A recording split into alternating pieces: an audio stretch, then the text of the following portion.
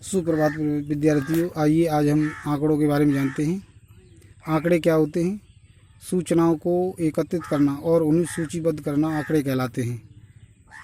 जब हम किसी प्रकार के कोई सर्वे करते हैं, यह सर्वे कोई स्कूल का हो सकता है, गांव का हो सकता है, या फिर किसी भी ऐसी जगह का जहां पर कोई समुदाय रहता है, या किसी तालाब का कर सकते हैं, नदियों का कर सकते हैं, और उसमें विभिन्न प्रकार के जो सूचना है उनको एकत्रीकरण करना या उनको सूचीबद्ध करना ही आंकड़े कहलाते हैं। अब हम जानते हैं आंकड़े कितने प्रकार के होते हैं। आंकड़े दो प्रकार के होते हैं, जैसे हमने 9th क्लास में पढ़ा था, प्राथमिक आंकड़े और द्वितीयक आंकड़े।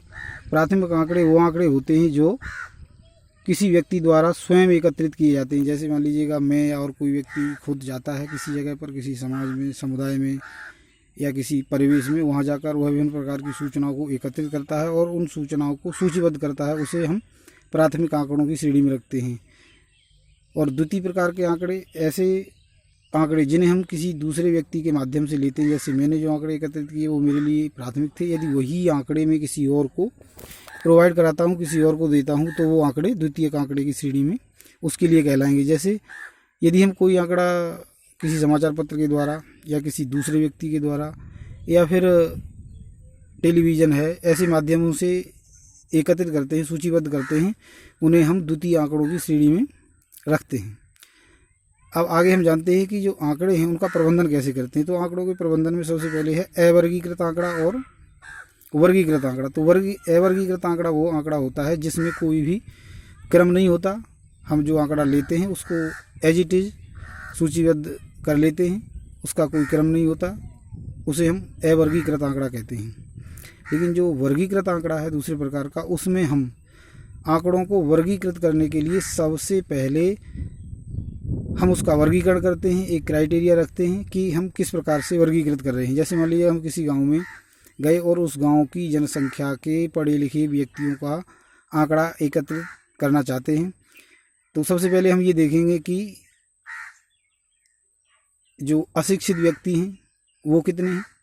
और अशिक्षित व्यक्तियों में भी हम इस प्रकार से डिवाइड कर सकते हैं आय के अनुसार कि 0 से 10 वर्ष तक के व्यक्ति कितने अशिक्षित हैं। तो जितने व्यक्ति 0 से 10 वर्ष तक के होंगे उन सभी को हम उसी में रख लेंगे। मान लीजिए किसी गांव में गए हम और वहाँ पर 0 से 10 की आय उम्र के व्यक्तियों के अशिक्षित व्यक्तियों की संख्या 0 है तो 0 दिखाएंगे, या और कुछ भी है तो वो दिखाएंगे।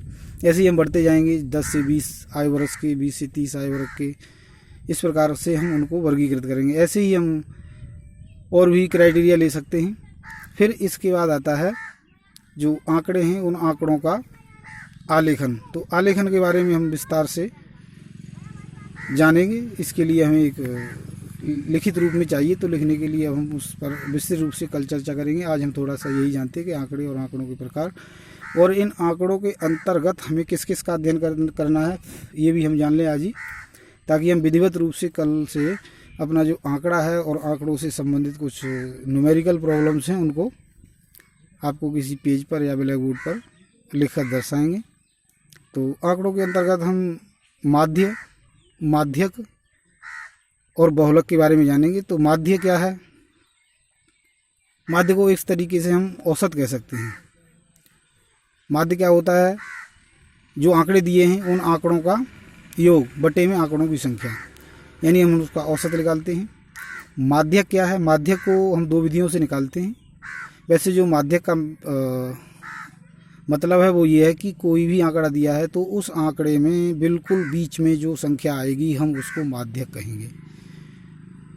2 प्रकार से निकाला जाता है, एक विषम आंकड़े हों और सम आंकड़े हों, उनके लिए अलग अलग तरीके से निकालते हैं, उसे हम विस्तृत से बाद में जानेंगे। बहुलक, बहुलक क्या है? जैसा कि नाम से ही प्रतीत हो रहा है कि यदि कोई आंकड़ा दिया है और उस आंकड़े में किन्हीं मदों की संख्या यदि सर्वाधिक है, उसी को हम उसका बहुलक कहते हैं।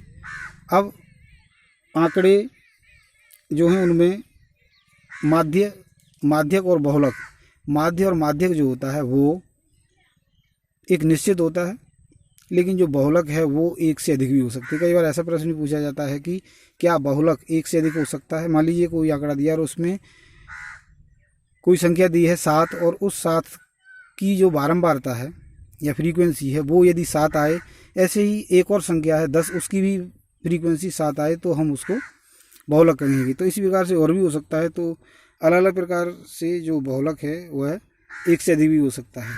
तो विस्तार से अब हम इसके बारे में कल जो हमारी न्यूमेरिकल प्रॉब्लम है उसके बारे में अध्ययन करेंगे। और आज हम इतना ही जानते हैं। धन्यवाद।